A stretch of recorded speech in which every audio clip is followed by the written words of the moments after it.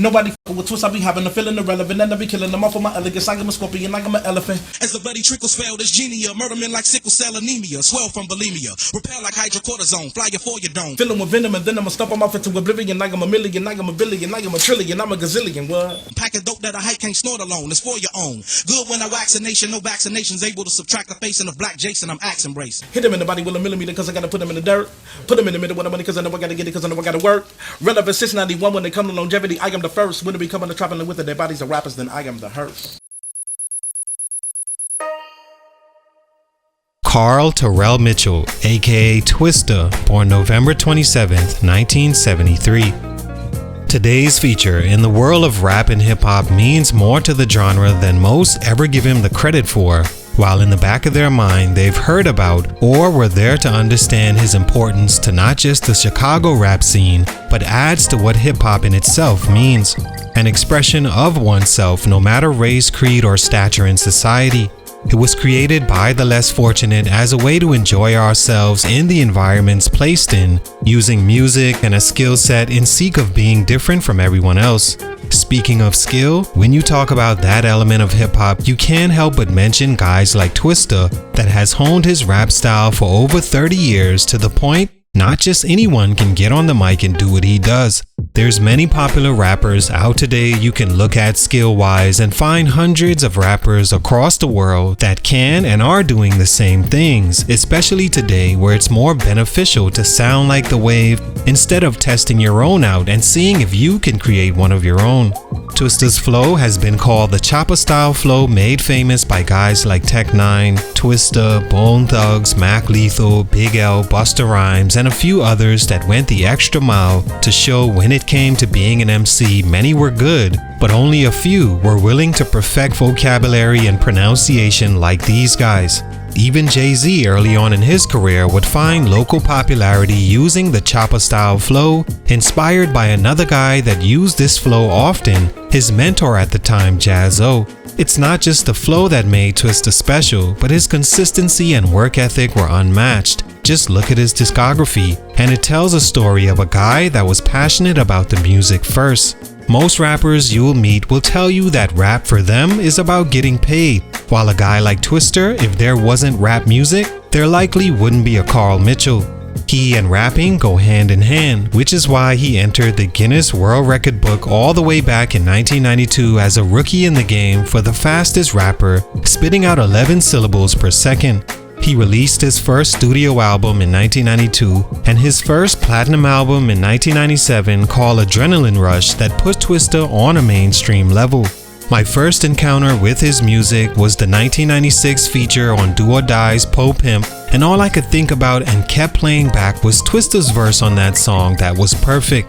To me, he's the best rapper using the Choppa Style flow on a normal basis, has a unique flow, and has even had success in music for over 30 years. And even still, for these reasons, he doesn't get talked about like he should. Why is that? Let's talk about it. Salute to Kylie Wiley on IG for this request. It's your boy JC, Stunted Growth Music. I should get it, man. Take a minute to like, subscribe, and comment on who I should do next.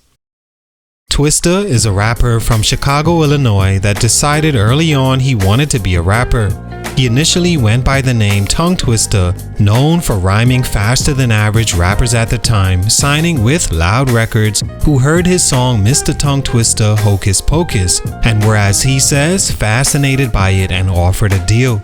That and Emotions both went on to do well after his career took off. He then makes his industry recording debut featured on fellow Chicago rappers Do or Die's song Po Pimp, where he slid on the third verse with my personal favorite Twista verse of all time. The song went #1 in rap and number 22 on the top 200, giving Twista the shine he needed to not long after be signed to Atlantic Records, the first Chicago rapper to sign a major label recording deal. He releases his major debut Resurrection in '94, then in '97 he releases Adrenaline Rush that was highly regarded, peaking at 77 in the country and going platinum. Stunt #1, Simply Underrated. I could have easily used being non-controversial in his approach because that's a huge reason Twista is such an underrated artist. Besides the fact he had no blueprint being the first major rapper in Chicago, and first doing the triple up Choppa Style flow. He didn't provide you with entertainment outside his skills as an MC, and as hip-hop grew more and more mainstream, artists were looked at to be much more than just rappers. He was not on the radio stations or magazines in the 90s criticizing or calling out other rappers, proclaiming to be better than them, and he certainly wasn't in the streets committing crimes and caught up with the law. He was just a rapper, a studio rat that had no time concerning with all the distractions because he was too busy seeing how he could elevate himself in the rap game and be different enough to compete in the competitive 90s. He was rapping since the early 90s but didn't see major success until his third album in 97, showing you how many dope rappers there were out there that even someone with such a unique flow like Twista found it difficult to stand out. Maybe if he was a part of a gang or was in and out of prison for some wild street reasons or stories worth being covered by the local news, then he'd likely be talked about more, but that wasn't his personality.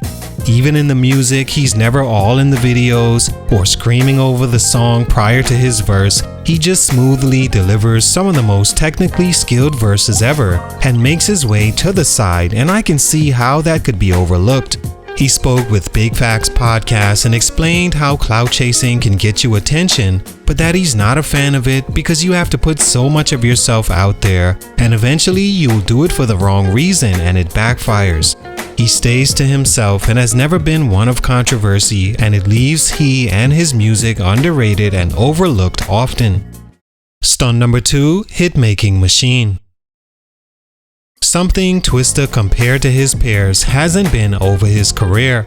Now he is great for a fire verse on the song, but as a lead artist outside his mega hit Slow Jams in 2003 that went #1 across the board, the hits weren't as consistent. Slow Jams itself originally was a Kanye song until Twista asked if he could use it as his lead single, and Kanye obliged. That and his song Overnight Celebrity are the only top 10 songs of his career as a lead artist, peaking at 1 and 6 respectively.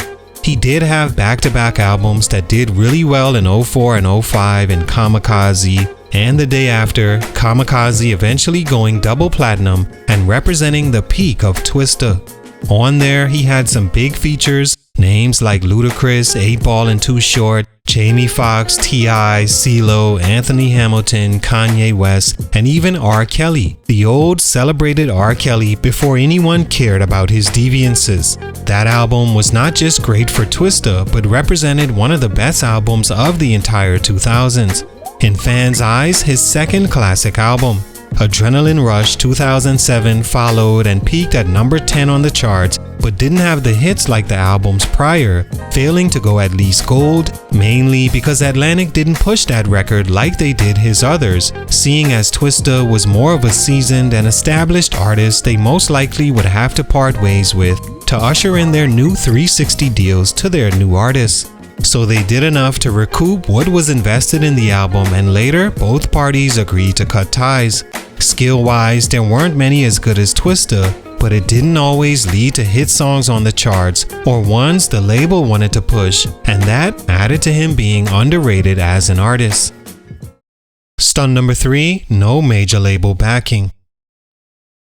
In 2008, Twista parted ways with Atlantic Records after not receiving recognition on the label as a premier artist and started his own label, Get Money Gang Entertainment.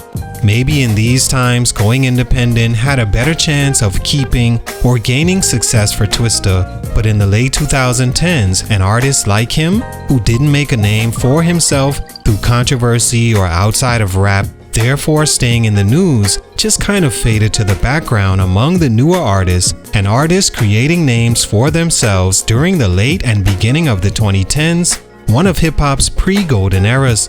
He relied on his skills on the mic, and while that was respected, it didn't help him get the recognition in music as he should have.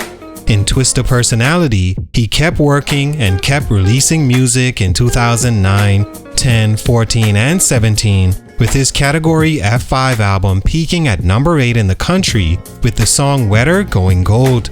He's had a modest career from there, nearly 30 years in the game, never losing the respect among fans or his peers, coasting toward a great rap career. All in all, Twista since the 2010s didn't have to rap ever again, and his position as a pioneer rapper was always going to be awaiting him. There's a difference in an artist that's known for his skills and one for his antics and personality, and that difference only results in a lack of notoriety for the former. But Twista is no question a legend in the game, and only for these reasons he's not talked about like he should be. Salute, much respect. It's your boy JC Stunted Growth Music, and I'm out.